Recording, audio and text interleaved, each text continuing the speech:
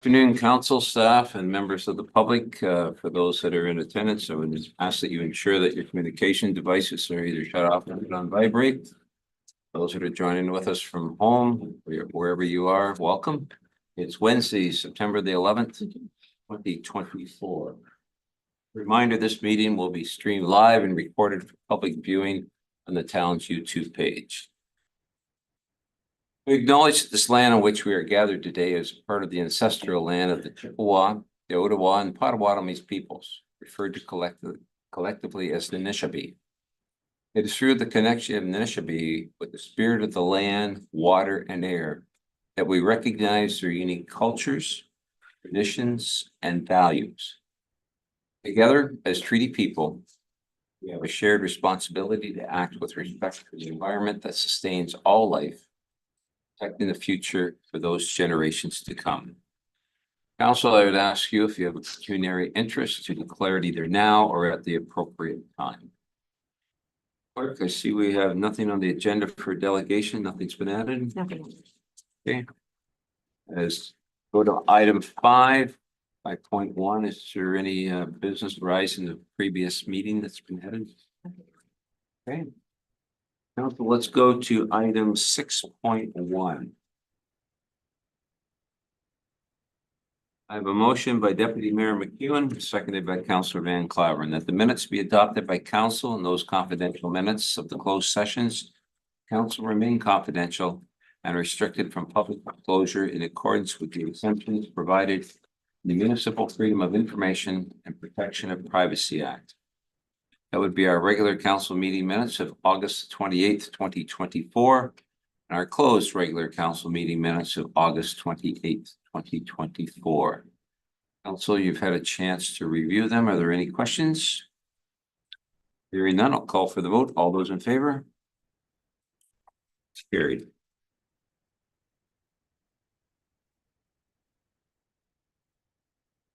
All right, let's go to item 6.2. I have a motion by Councillor Bojan, seconded by Councillor Vasey, that the minutes be adopted by council and those confidential minutes of the closed sessions remain confidential and restricted from public disclosure in accordance with the exemptions provided in the Municipal Freedom of Information and Protection of Privacy Act. That would be our Environmental Services Committee meeting minutes of the 8th of August, 2024. We have Councillor Bojan here in case anybody has any questions. Hearing none, I'll call for the vote. All those in favor? Carried. Okay, item 6.3, Councilor's report. Deputy? Yeah, we'll start with Mr. Wolbert. Thank you, Deputy Mayor. The only thing I have to report is I certainly attended the Plympton County plowing match and manned the farm safety trailer. And there was several others in attendance to that same event. Kind of sorry that the mayor didn't win the plowing match, but maybe a little practice for next year might help. And find out in advance who you're going to plow against. That sometimes make a difference in the political world. But anyway, that's all I have to report. As you're plowing or. You're enjoying this, aren't you? Oh, yeah. Well, I looked down the furrow, when he had gone, and then when Kevin married, it straightened it right up. So you know what, you should have won because yours looked straight after that. Well, it was the warden. There was lots of excuses. The tires were bald and the clutch was. International. Van Claveren. Thank you, Deputy Mayor. I really don't have much to report. I have no comment on the plowing competition, although I was in attendance and it was tempting to comment, but I didn't. Just a reminder of the fair this weekend here in town. So there's some that starts Friday night. So a lot of neat and busy weekend. That's all I have to report. Good. Thank you. Thank you. Mr. Bougen. Thank you. Environmental Services met last week. The committee had their first chance to look at the proposed or starting to look at the proposed budget for 2025. So it wasn't endorsed or anything yet. It was just kind of a first look at it to receive information. So I'm sure that'll come again in the months ahead. Special events met on Monday. There's discussions underway for a Halloween event in Kamlaki. So at this point, they're reaching out to the Optimist to see if there's an opportunity there to partner on some sort of Halloween event. For now, the date is October 26th on a Saturday. So more details about that we posted once they get ironed out. And then, of course, the Christmas in the Village event in December. The hope is the committee with all the community groups can put their heads together soon at a meeting. So the planning for that is underway as well. And then like others, I was at the celebration event on the weekend for Chief Jordan, which so thanks again to staff for putting that together. It was just good to have some of the folks together and celebrate that milestone. That's everything I had.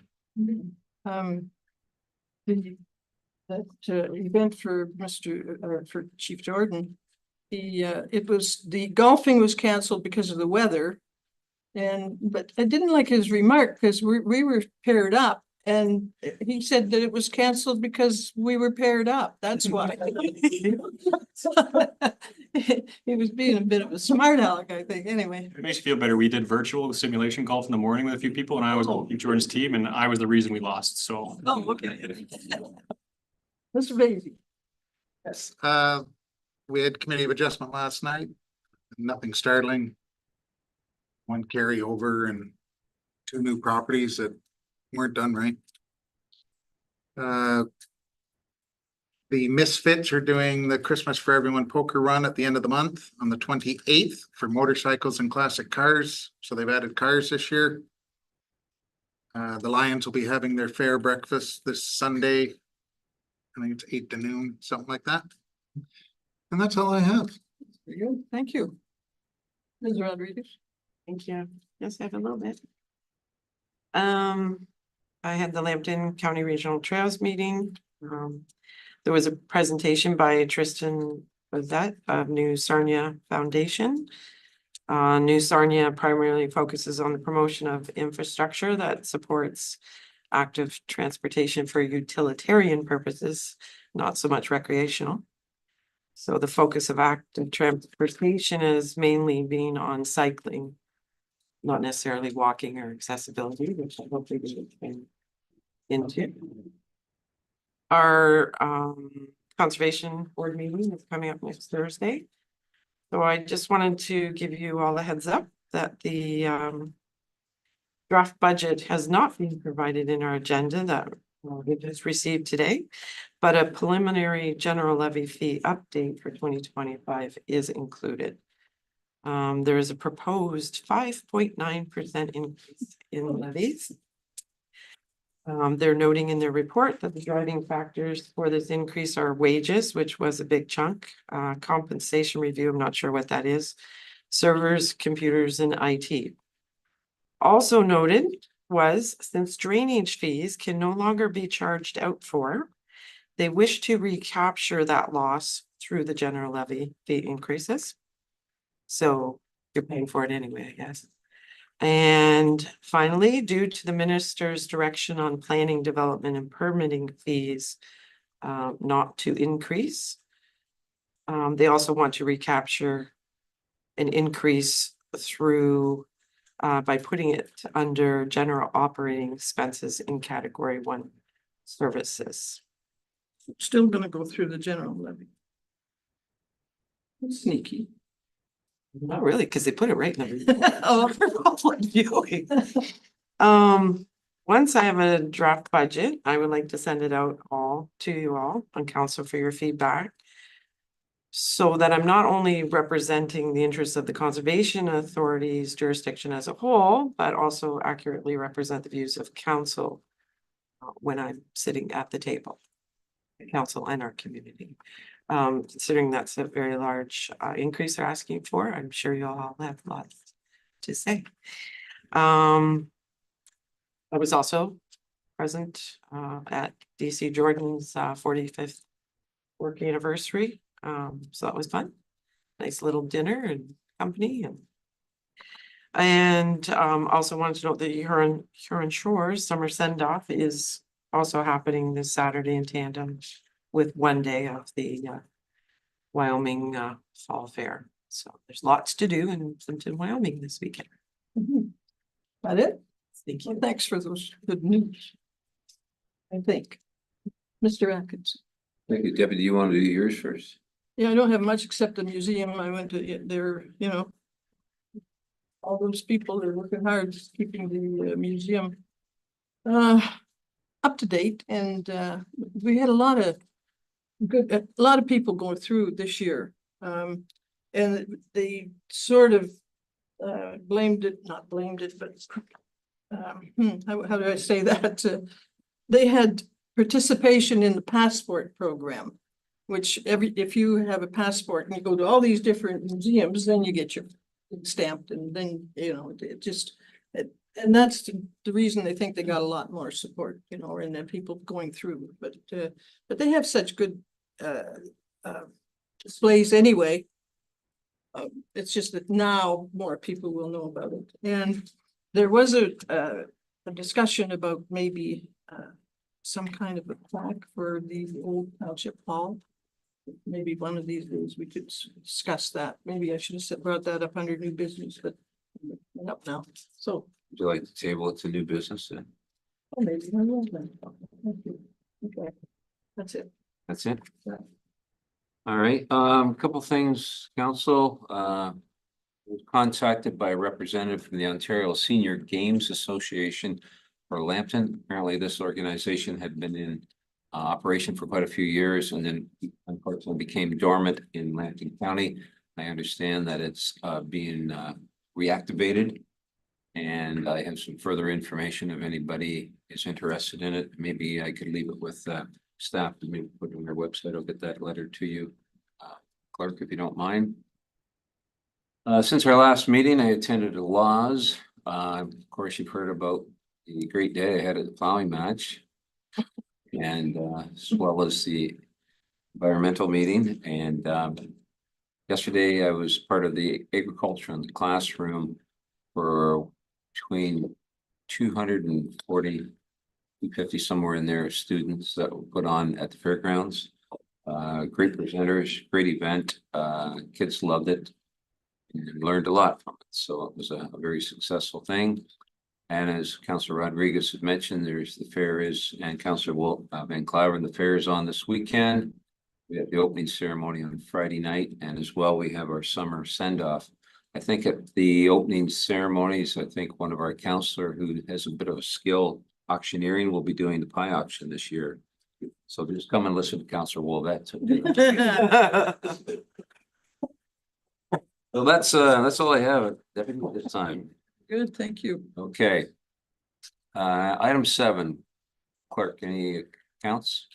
That's fine. Okay. Item 8, let's go to staff reports. Council, by privilege of my position, I'm going to move 8.4 up so we can allow Acting Chief Davidson to take off and be part of training tonight, one of his stations. So draw your attention to 8.4, please. We have motion by Councillor Vaizey, seconded by Councillor Rodriguez. That's a report prepared by Norma Rodriguez, Treasurer, dated September the 3rd, 2024, regarding Plympton-Wyoming Fire Department Pumper 3, the Wyoming Station be received.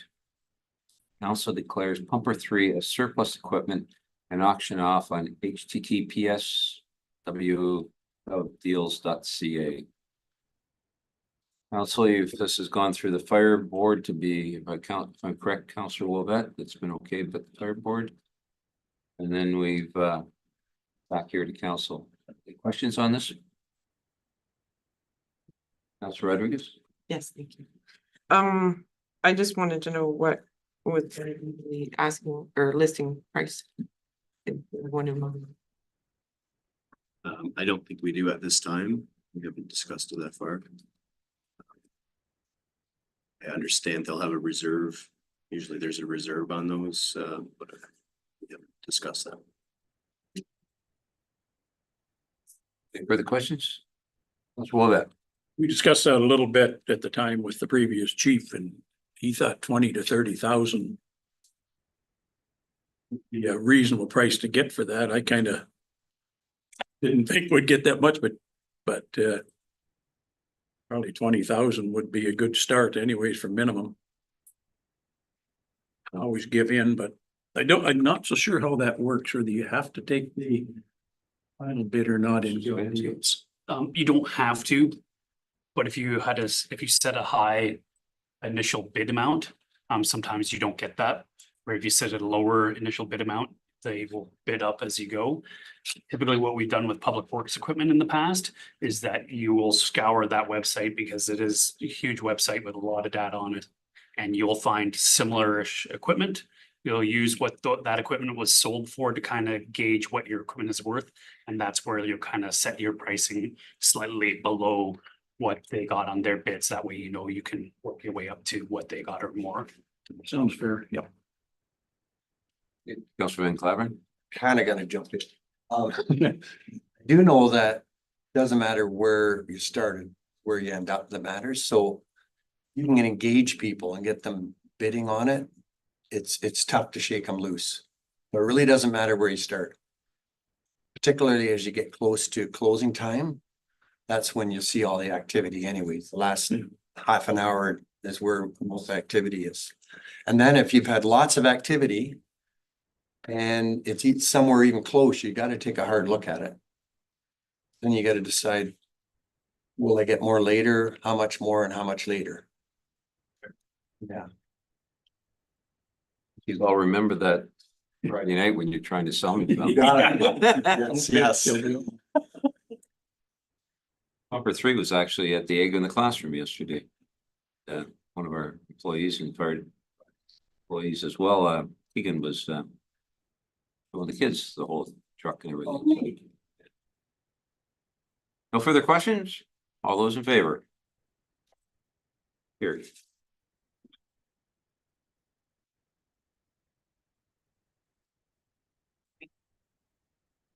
Okay, council, let's go back to 8.1, please. Motion by Councillor Rodriguez, seconded by Councillor Bojan. That the report prepared by Jessica Wilson, Executive Assistant Public Works, dated August 30th, 2024, regarding the Stonehouse Drain tender be received and the tender from McNally Excavating Limited for $253,120, including HST, be accepted, and bylaw 112 of 2024 be approved and taken, having been read 3 times, and the mayor and clerk be authorized to sign the said bylaw accordingly. Questions on this motion? Councillor Rodriguez? Thank you. Just one question on the first page there. The McNally excavating at the 253,120, but the financial impact. It said the estimated total project cost is 365, and I really couldn't find any explanation. So I'm looking for clarification on what's the additional amount for, because it's not really noted in. Mr. De Silva? Yeah, thank you, through you, your worship. That's the estimated total project cost, including the engineer's report and inspection. And then so the construction related cost is just related to construction. So does that normally go in there? I don't know why I never noticed it. It does. Okay, could we just, is it okay to just put that in there, that includes those other fees? That's why there's a difference. I think that's a good suggestion. That was it. Thank you. Councillor Vaizey? Yes, your worship. The fact that we are now responsible for our subcontractors and Ministry of Labor and Health and Safety, how comfortable are we with this company? Through your worship. Despite the negative media attention this company has received, I would consider this to be an entirely different type of project than the one that they undertook in Point Edward. They're currently working for us now, and you know, they're doing a good job there. They've done lots of drainage projects for us in the past. So I don't have any hesitation with recommending them for this project. Okay, thank you. Anything further? Call for the vote. All those in favor?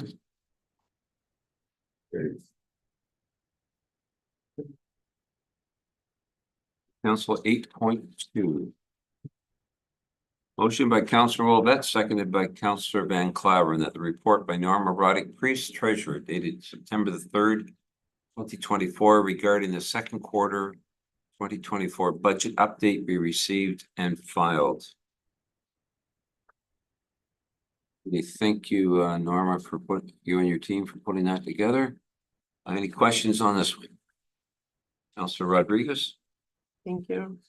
Just a few. The insurance and claims are put together. You noted that those are put together. What is it? Insurance and claims, what is that? So that's all the insurance that covers the town. And then claims are claims that come in during the year. Claims against the town, Against. insurance? Pay the retainer fee or whatever it is that we, If I may.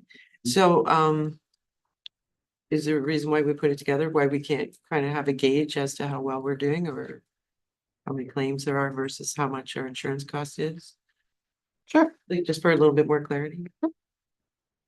Then my next one was, sidewalk and trail improvements on page 5. Just didn't. I don't think there was an amount, anything used in it. yep.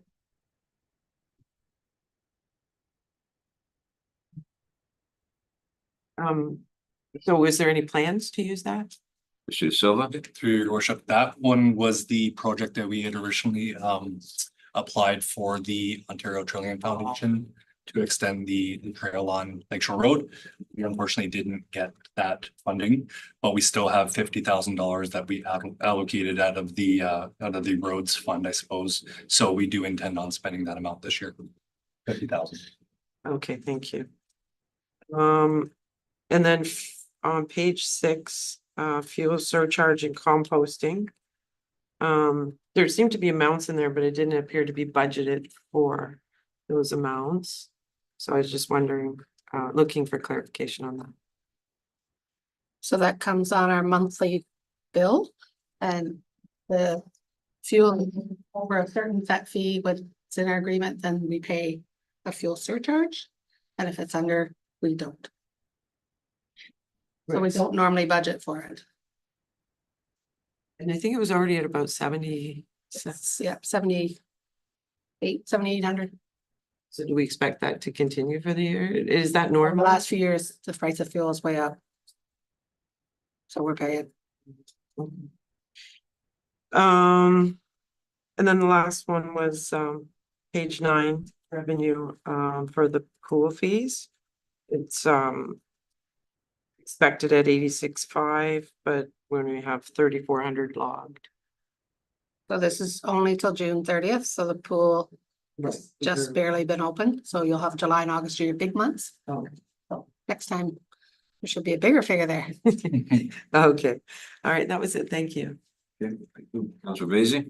Yes, I've, on page 2 in expenses, we have Forest Fire Department fire calls for $7,900. So I just looked that up a few minutes ago, so 7,900 should be on the line above it. And the fire calls are 0. Right. Okay, no, that makes sense. Thank you. That's all I had. Councilor Bojan, anything from you? Nothing further from me, thank you. Good report.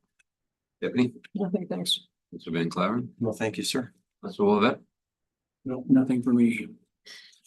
Okay, hearing nothing further, I'll call for the vote. All those in favor? Carried. Council, let's go to 8.3. Motion by Councilor Bojan, seconded by Councilor Rodriguez, that the report by Adam Sabansky, Chief Administrative Officer, dated September the 5th, 2024, regarding the 2024 small rural North Indigenous stream of the Housing Accelerator Fund application be received.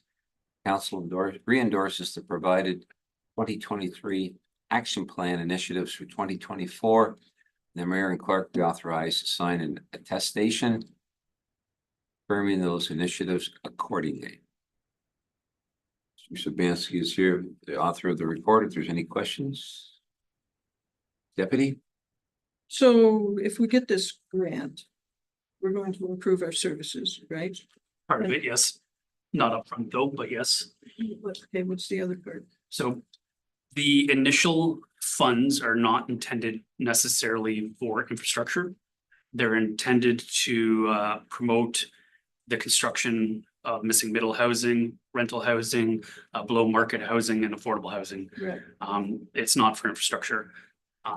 We are proposing, we're doing that through, zoning bylaw amendments, official plan amendments, providing preset designs for building to allow for quicker permit issues, changing parking requirements to allow for less parking spots, which will allow more units per hectare.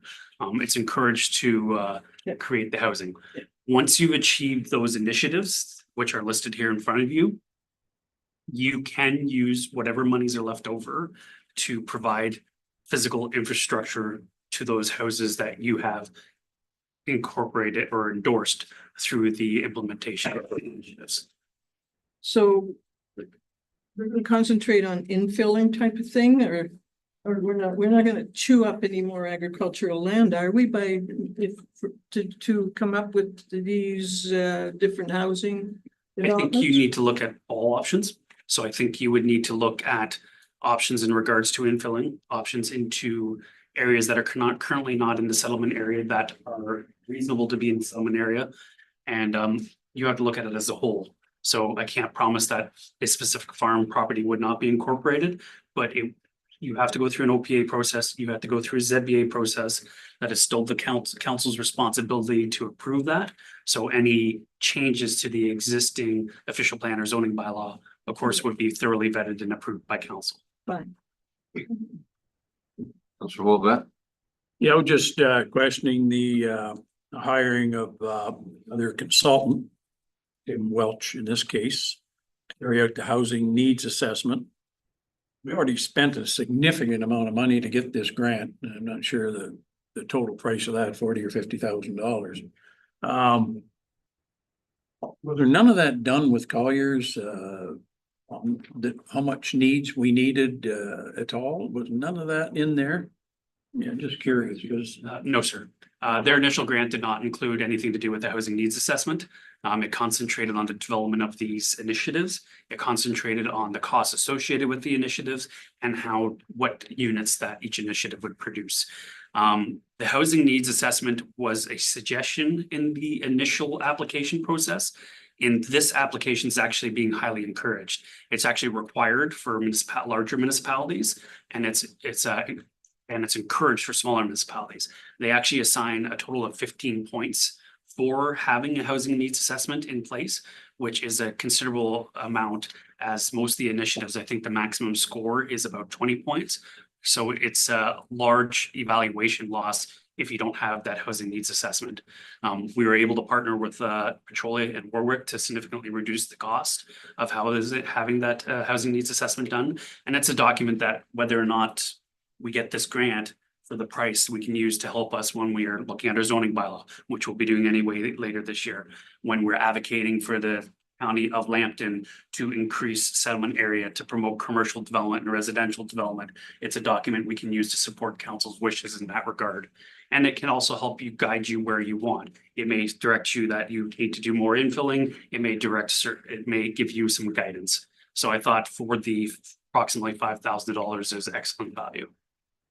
So just to follow up, if you look around Plympton-Wyoming, we have a lot of lots that are ready to go, serviced, paved, and a lot of lots. I don't know what the total is, but if you look around at these new subdivisions, there's a lot of build out to be done. Now, would this look more at affordable type housing also? We talked a bit about that even. There's one of our initiatives is for affordable housing, working more closely with the county of Lambton to create affordable housing. As we know, we have an affordable housing complex here on Ontario Street. So we can't use the money for infrastructure per se, but what we could use some of that money to do is help the county kickstart another phase of that unit. And then we could use after the fact, the infrastructure money to improve Ontario Street so that it's a new road leading to that complex with wide sidewalks and appropriate infrastructure to service the facility. Sounds like a good plan. Thank you. And you mentioned the existing lots that aren't selling. Yeah. Through your zoning bylaw, you can put provisions in there to allow those to be further intensified so that you can have a duplex or something of that nature on those lots instead of having only a single family dwelling. It gives you the opportunity to pay the consultant out of the province or the federal government's pocket instead of taxpayers' pockets to look at ways of filling in those lots, which were initially put in as low density residential housing, and how they can be rezoned and rejigged to be more appropriate for missing middle or more affordable housing. Yep. Councilor Van Clever, anything from you? Nothing from you, sir. Anything to my right? Councilor Rodriguez. Thank you. Yes, I also have concerns with expanding a settlement boundary when we have tons of land still available for development and lots of infill that could be had, especially when we're talking about missing middle or affordable. I mean, we don't stick them in the middle of agricultural fields. There's no public transportation, there's no walking distance to anything. And we certainly need to hang on to our agricultural land as much as we can. And I'm more concerned, I like the whole affordable housing that you just talked about and how it could be utilized. The missing middle, you still can't control what that house sells for. And I'm not sure if everybody's aware, but the Ontario government came out with price tag for every single municipality in Ontario of what the affordable price should be in your jurisdiction. In Plympton-Wyoming is the most expensive affordable housing in the entire Lambton County. It actually supersedes Strathroy, Sarnia. It's at $452,000. But I also have to say the construction industry and builders, whatever, associations also said these numbers that the government has put out are unrealistic because they can't afford to build them for the costs that they've labeled them out, which even makes it worse for Plympton-Wyoming. That $452,000 label that's been put on our jurisdiction. So I would truly like to focus more on the affordable housing side of things where it's appropriate to do so and give that some priority to, honestly, people need to be able to live in a home. It's crazy. Sure, Sipmansky. And typically, these initiatives don't actually go as far as to say we will expand settlement areas and we will only do missing middle. It says we will do an official plan amendment and we will do a zoning bylaw amendment to look at ways to encourage those. What we encourage and how we encourage it is flexible and is council's decision in the end. So there's nothing here that says we have to do it. And I agree, it's a misnomer to say that we're just going to build all these lots and the people will come. Construction costs are sky high. And it makes things very hard for a builder to turn a profit and to sell a home. So it is going to be a challenge, but at least if we get this grant, and it's a big if, we're in a lot of competition here. If we get the grant, it gives council and the community the opportunity to at least look to try new things, and we're eliminating some of the risk of doing it ourselves with our own tax dollars. We can use the federal government's dollars, which we're all still paying for, but at least it's not coming directly out of your property taxes, to try new innovative things, to try higher risk things that we may not want to do in a normal setting, and to reduce the risk. So I think you're right that it's not going to be the affordable housing rainbow that it's being advertised to be, but at least it gives us the chance to try something. Okay. Councilor Basie, anything from you? No, I'm good, thank you. I Both just love to hear Adam talk. Nothing for me, thank you. All right. Call for the vote. All those in favor? Carried.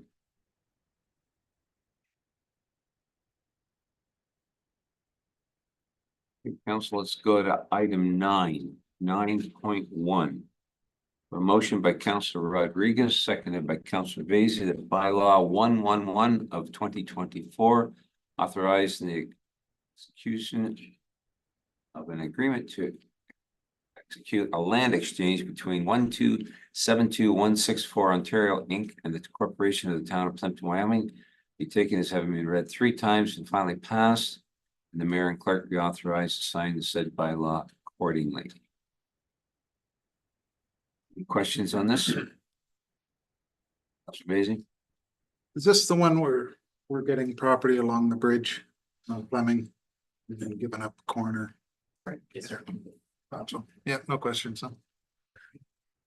Further questions? All those in favor? Carried.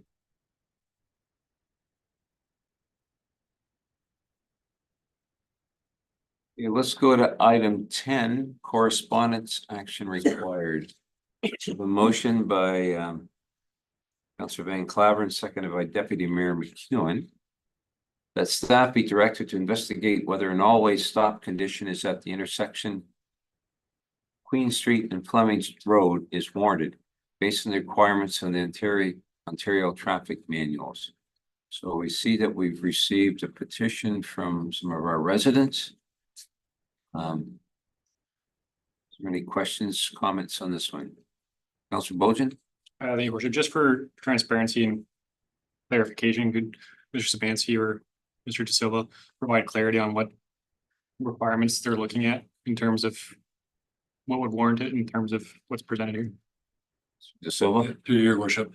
The Ontario Traffic Manual, specifically Book 5, has some very specific warrant for implementing always stop conditions. That includes mostly traffic counts. That's the biggest thing.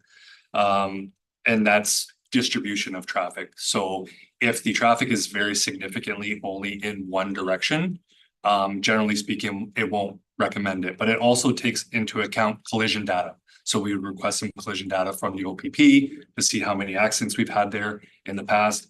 And we will come back with a recommendation based on those requirements from the Ontario Traffic Manual. Is it, sorry, just a follow-up question. Does it also take in consideration pedestrian traffic in terms of a new development being there, the beach access being there, or is it strictly based on vehicles? To follow up, yes, pedestrian traffic on the minor approach is one of the criteria that can be included, yes. Thank you. I believe I have one here, then I'll go to you, Councillor. Just thinking about this one, like. So You're next after Councillor Rodriguez. sorry, apologize. Yes, okay. Thank you. So I support a directive for sure.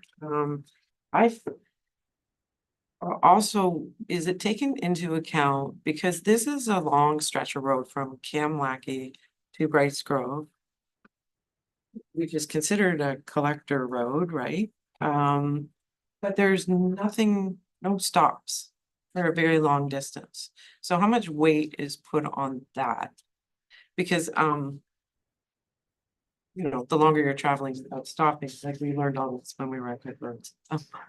And they found the most beneficial thing was just to slow down traffic and to create those braking points. So do you know how much considerations given to that?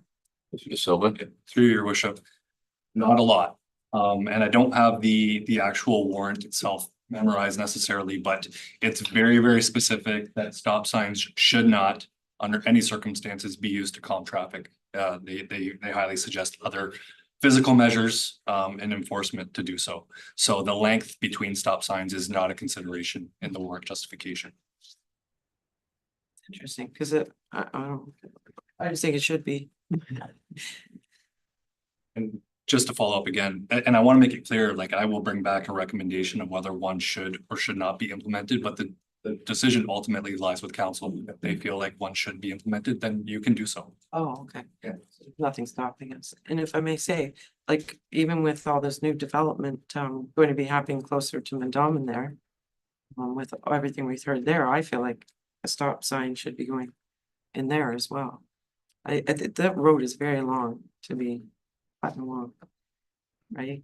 Anyway, that was my thought. Thank you. Mr. Councillor Wolvett? Yeah, I have no issue with it if that's what the people want, but there's also some negatives to putting a bunch of stop signs too. You got tires squealing, you got vehicles taking off, and you know, it could cause, you know, people right in the specific area, right at the corner there, some problems with noise. fumes, stuff like that. So I have no issue with it. That's what the people want. That's what they're gonna get, but you know, the one along Egerman Road in King Street, if you look at that one, by there all the time, and it ends up a lot of people there don't even, they just kind of slow down and whoop, away they go. And we've heard that complaint here before in council, so you gotta expect some of that, but you know, I've always gone, if that's what the people want in the area, and we've dealt with this in a couple of different areas out there, put them up, but it isn't always the best. Mr. Silva? Yeah, thank you, your worship. And so I will do an investigation and I will bring back a recommendation, but those are all really good points. There are negatives to putting in stop signs that aren't warranted. And Councilor Wolvet alluded to a few of them, but the biggest one is compliance. If you put in a ton of stop signs, people roll them, you're not gonna get the compliance that you're looking for. So I just want to put that out there. Again, we'll bring back a recommendation and ultimately it's up to council to decide what we want to do. Okay, we'll leave it in your hands, Mr. De Silva. Call for the vote. All those in favor? Carried.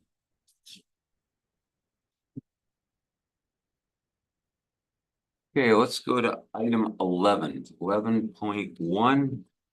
I have a motion by Councillor Van Claveren, seconded by Councillor Wolvet. At correspondence items A to B. That's A and B related to the recommended reading. Routine approval and information items be noted as received by the Plympton-Wyoming Council and filed accordingly. My left, anything from you on this, Councillor Wolvet? No, sir.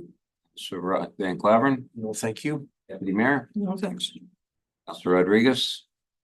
Yes, I just, thank you. I just want to say how exciting it was that Sarnia is going to be hosting the under 17 hockey challenge. That's going to bring a lot of people to the area. Great. Love hockey. So. Councillor Vaizey, Nothing. Thank you. Councillor Bowden. Nothing for me, thank you. All right, all those in favor? Carried. Okay, new business, Councillor Bojan. Don't have anything tonight, thank you. Vaizey? Wish I could think of the one Nettie would. I Oh, have nothing. Councillor Rodriguez? thank you. Yes, I have a few things. I just wanted to know, when does street cleaning happen with all the extreme rain events? It's caused a lot of runoff and debris to pile up along a lot of the roads in some of the subdivisions, especially along the lake. So I'm not sure if maybe just this or maybe servicing has to be stepped up from whatever its normal schedule is with all these extreme climate events we keep having. And that would help mitigate probably some higher infrastructure costs down the road if we're not mitigating. Mr. De Silva, could you answer Councillor Rodriguez? Again, thank you, your worship. So we do it once in the spring and once in the fall, typically in October. Any increase in that level of service is obviously going to come at an increased cost. It costs us about $15,000 per sweep. So that would increase the budget by 15,000 if we want to implement an additional one. Just a level of service discussion, I guess. Thank you. And so there is one upcoming. This year we haven't received any, I know this is more planning, but we haven't received any planning updates and information like on how many new builds there's been versus last year, where we're at type thing. We used to get those updates and we used to get a quarterly discussion on that kind of stuff on development. So just, I know it's planning, but I'm bringing it. So Go ahead. I do believe building permit updates are sent out to council on a semi-regular basis. As far as like what planning applications have been submitted, et cetera, you're right, we have not received that in a while. It's something that fell off after we had a large planning turnover. And if council would like an update on that, I can assure it occurs quarterly as it did before. I would certainly like it. Yeah. Everybody comfortable having that update? Is it a big deal? Like, is it take a lot of man hours to compile that information or? So the way it was presented previously, it was just a list of current CBAs, OPAs, plans of subdivision, site plans, et cetera, with a quick little map on them. So it's not time consuming. It takes time, of course, but it's not overly onerous.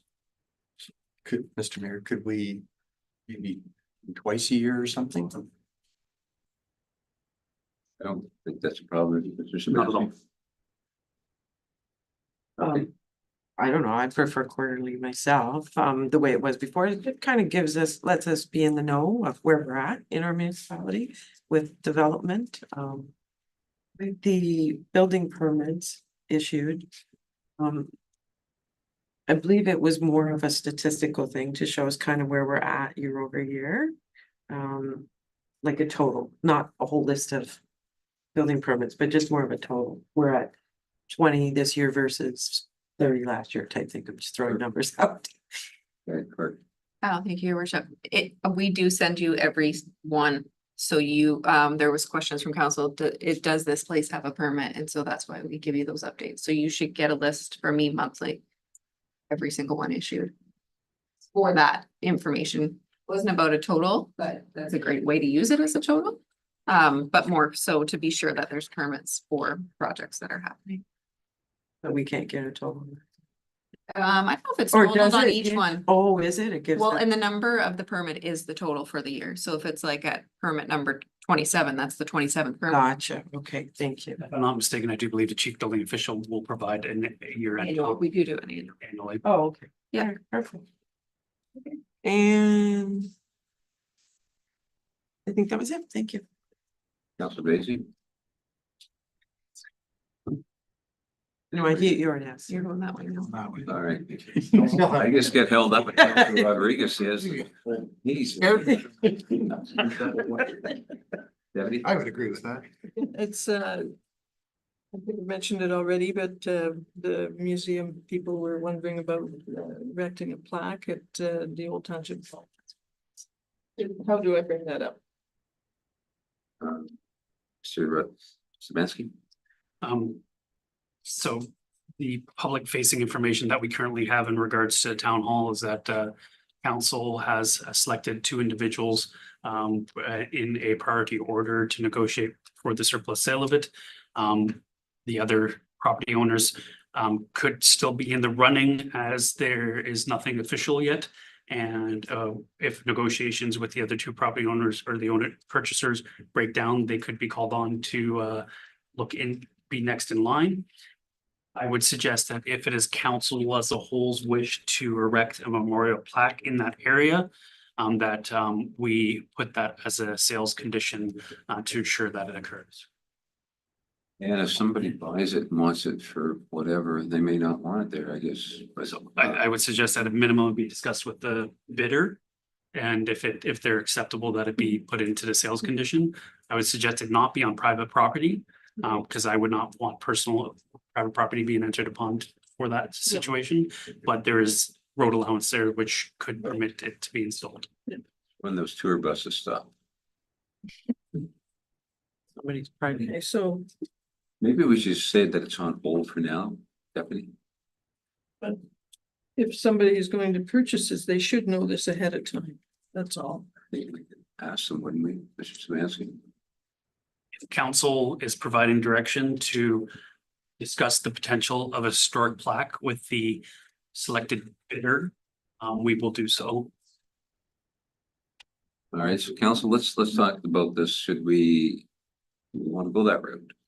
Well, I would like to see that happen, yeah. So you're okay with it? Councilor Van Claveren? I'm okay with it, sure. Councilor Wolvett? Don't have a problem with discussing it, but since it's gonna be private property, they're not interested. I don't think we should hold them to it, whether it's a make or break deal for selling it. All right, Councilor Rodriguez? Yes, thank you. We'll do that at this point in this stage. We're currently in the midst of negotiations, so I don't see it as being an issue.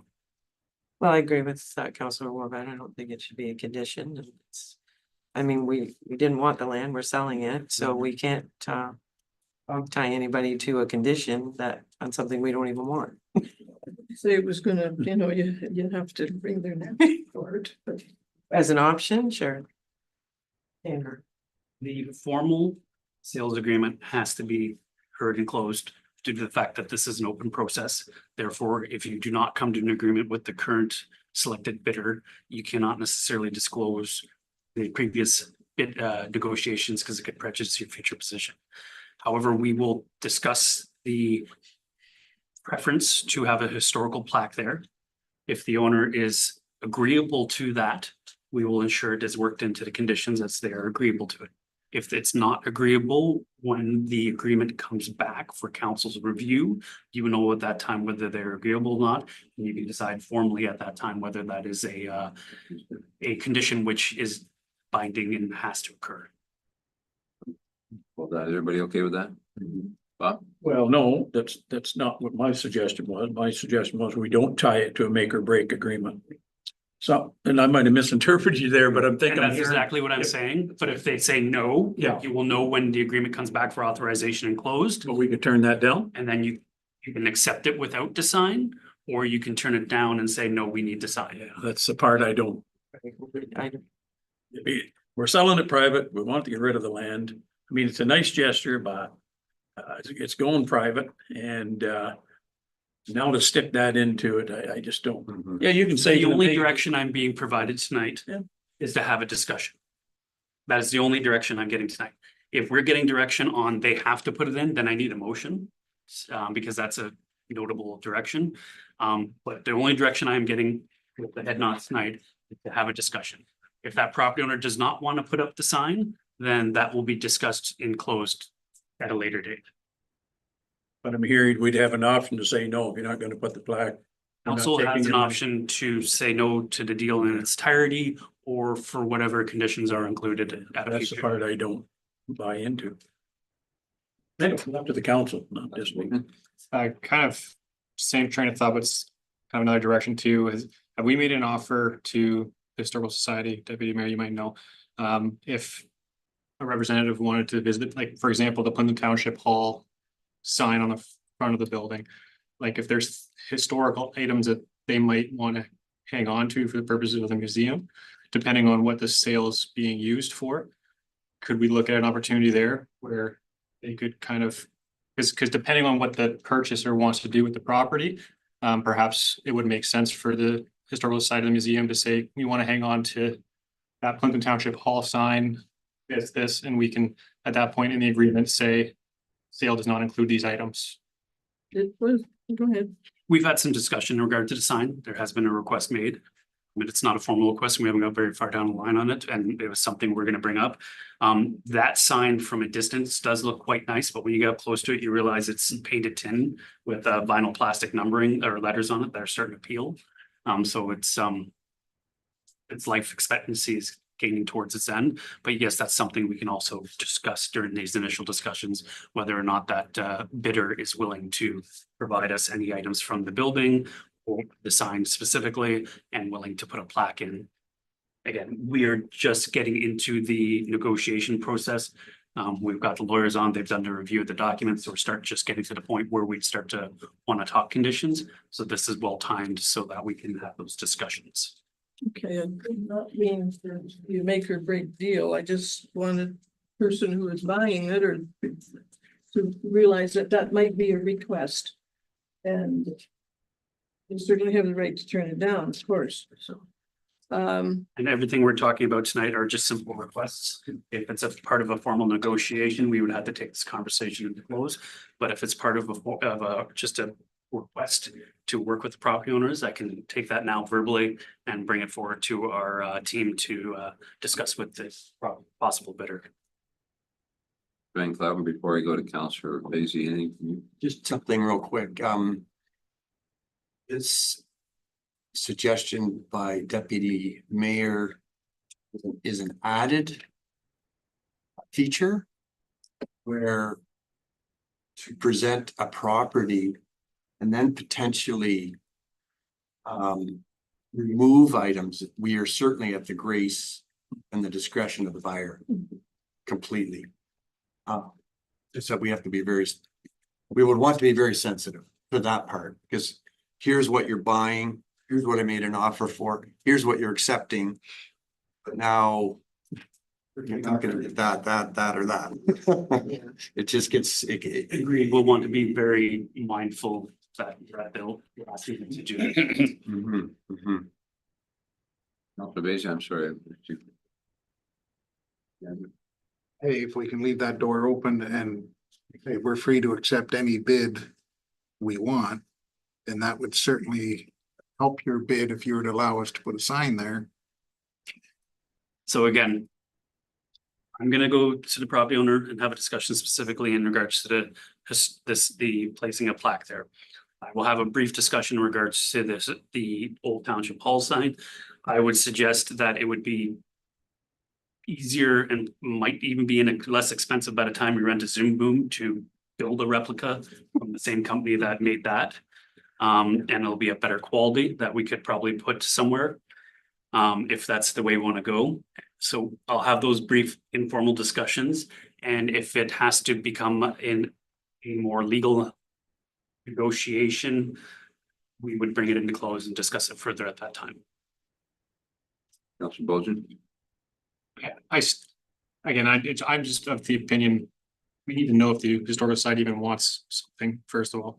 And the way that this RFP was pitched, although there's been offers made, it was very clear in the RFP that we're at the discretion of scrapping it all if we wanted to. So no agreement has been ratified yet. So for example, if the Historical Society says, because we in good faith said you want, for example, the Plympton Township Hall sign, because museums do like having originals because they can restore their originals and they have value in having originals rather than replicas. At every point up until that paper is signed, the RFP was clear that if it's not the intended use, then we can say no. If it's a different use and we want to do, like, we can change, like, we're not bound by anything at this point, especially if it's, again, if an offer was to not restore the building as is, then, okay, well, we want the Township Hall sign to give to the museum. But there's no point in doing that if the museum doesn't want it. So maybe that's question number one, is the Historical Society, would they have interest in having something like that, even if it's in bad condition? I just think it's a good faith gesture to the Historical Society. Have something from this building that they're willing to restore. If it's possible. Hey, Debbie? I will ask them if they're interested. It's all a matter of space, and that's no little sign. So where would they put it? Where would they display it? That sort of thing. I think they were more interested in raising a plaque, if that's possible. It's just a question at this point. It's, they're not insistent on it, but suggestion. Councilor Van Claveren, anything for you? I'll leave it there for now. We'll discuss. I'll leave it there too. He means for new business. New business. Oh, forgive me. Just a point, there's some like chatter online about various criminal activity in the area and town and out by Reese's Corners and stuff like that. And I just wondered, obviously there's nothing we can do about it as council, but just if there's a way we can acknowledge that we're aware of it, that I'm not even sure what I'm asking, but I just can't help but notice that there's been a number of occurrences, some rather serious theft and I don't know if there's, if I know we can only alert the OPP, and I think they are certainly aware of what's going on. That's a positive right there. We always hate to see that anywhere, but unfortunately it doesn't happen. well, maybe even just talking about it, just bringing it up here tonight and care of it and you out of the field. Deputy Clerk. Previously, maybe last year, we'd done a post on Facebook kind of acknowledging it and, reminding people to lock their cars, lock their garages. Motion lights are always a good idea. So we can maybe find that post and kind of resurface it those good reminders on how people can have their own due diligence to. That's exactly what I was thinking. Yep. Yeah, that's it exactly. Thank you. Thank you, David. What you were saying. Well, sure. Councilor Wolbat, anything from you? Well, just on the note of Mr. John's remarks there on crime, I believe I was reading in the Sarnia News this morning that there was actually stabbing here in Plympton-Wyoming on Niagara Street, if I'm not mistaken. So there are things going on that a lot of us, you hear it all the time, not in my neighborhood, not in my town. Well, I'm afraid it's going on everywhere. I just have one item, and that's to do with the traffic lights, corner of Confed and Broadway. Could we get a report on that, when that may happen or not? I think Mr. De Silva has something he'd like to share with us. Thank you. Thank you, Your Worship. Yeah, we just recently finalized the process with Hydro One. This just happened last week where they provided us the final estimate. I will be bringing a report back. I am discussing, because the county is an equal partner here, they have to agree to the cost as well. So I'm currently discussing that with them. Once we have that finalized and we've signed the contract for Hydro One to do the relocation, we will get updated pricing from Blue Water Power. Still hopeful it could happen this year. Not promising it. It just depends on how quickly Hydro can move. Yeah, people keep asking that. That's where it's at. Thank you. The only thing I have under new business, just as an FYI for everybody, I haven't been able to make connections with our CN representative relating to our crossing here, which is a real mess. And instead of getting totally put on the shelf, he has agreed to contact the gentleman that's in charge of this area as far as the maintenance goes on the tracks, is to try to get a timeline or try to get something with him to stress to him how important this is and the damage that it's causing on vehicles and as well as the safety. So I didn't get totally ignored, so I felt very comfortable that we are making a little bit of headway. It's going to take time, but we got to stay right at them. So that's all I have under new business. Can I just comment on that railroad track, Gary, Mr. Mayor? You can just go over there and stand and watch it. People are going like this, and when they go to the right, person behind them sometimes will think they're pulling into the hardware store or whatever, and they pull out to I've seen it several times. So I don't know who you're talking to, but I got to tell you, it's a big safety issue. Going to be an event there, and you can see it coming. Exactly. Yeah. So I don't like using that word safety, but we are using the word safety, Counselor, many times, and I'm averaging 3 to 4 people a week on my doorstep telling me about near misses. So thank you, sir. Not happy with that. All right, Council, let's go to item number 13. I have a motion by Councilor Wolvet, seconded by Councilor Van Claveren, that council move into an in-camera meeting of council pursuant to section 239 of the Municipal Act 2001, amended for the following reasons. Item A and B, litigation matters, section 239, bracket 2, bracket E, litigation or potential litigation, including matters before administrative tribunals affecting the municipality or local board. Item C, personal matters, section 239, bracket 2, bracket B, personal matters about an identifiable individual, including municipal or local board employees. All for vote, all those in favor? Carried. Okay, for those that are joining with us virtually, we want to thank you for your time. For those that are with us in person, thank you very much for coming out this evening. We will be going back out to close down when we're done in camera.